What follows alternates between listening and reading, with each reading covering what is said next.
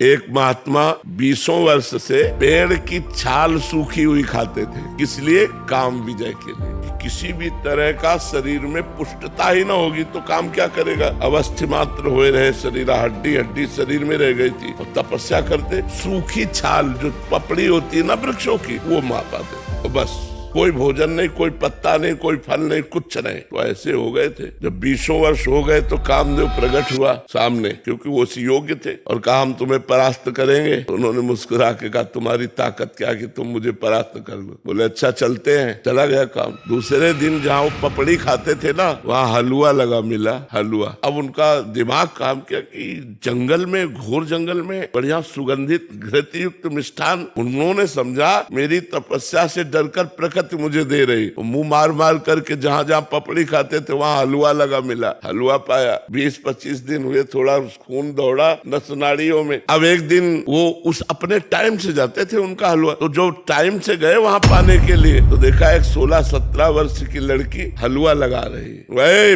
भयभीत होने का वो नाटक किया। बोले भयभीत मत हो, भयभीत मत हो, शांत रहो, नजदीक आओ। ज्यों ही देखा तो कमल नयनी सुंदरी छम छम करती हुई पायल। महाराज ने कहा कि तुम डर क्यों रही हो निडर होकर? ये हलवा तुम लगाती थी? हाँ महाराज, आप जैसे तपस्वी की सेवा हमारी सामर्थ्य कहाँ की आंख मिला के कर सके कि मैं आपके सामने जाके हलवा परोस सकूं, इसलिए छुप छुप के। बोले आज से छुपने की जरूरत नहीं है और पेड़ में लगाने की जरूरत नहीं, सीधे ले आया करो पात्र में हलवा। 10-5 दिन और हलवा पाया सीधे। अब तो काम वेदना अंदर जागृत हुई। उन्होंने कहा देवी तुम्हारा ब्याह हुआ है? तो उनका नहीं महाराज। बोले मेरा भी नहीं हुआ। तो बोले मैं आप जैसे महान तपस्वी को पति रूप में प्राप्त कर सकूं, ये तो मेरा सौभाग्य है। तो उनका फिर बोले एक शर्त है, हमारी माँ जंगल के बाहर रहती है, और उन्होंने कहा पति वही बनेगा जो अपना मुंह काला करवा कर हमें पीठ में बैठाल कर वहां तक ले जाएगा। बोले कर सकता हूँ। घुटनों के बल चल करके जब वहां ले गए तो कामदेव खड़ा था और बोला देख